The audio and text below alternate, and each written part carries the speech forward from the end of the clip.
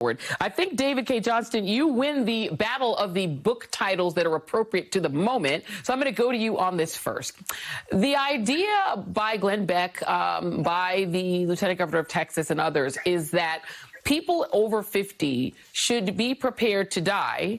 That we should be prepared to lose 2 to 3% of the American population, which I'm not a mathematician, but that's millions of people, more than, 2 million people, should be prepared to die in order to keep the stock market buoyed and keep the economy humming in a country that is shut down because lots of people are dying.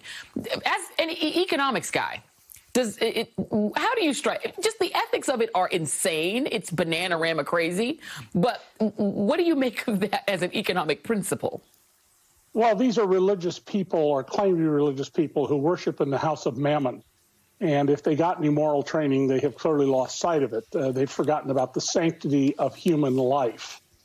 The size of this problem is enormous. I wrote a piece a week ago pointing out that if this lasts 18 months, which is the official position in writing of the Trump administration, the minimum cost is going to be $5 trillion. If it lasts 2 years, as the German health officials say, we're looking north of $7 trillion. And those are very conservative numbers that I calculated.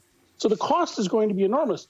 But what about human life? What has happened to respect for human life?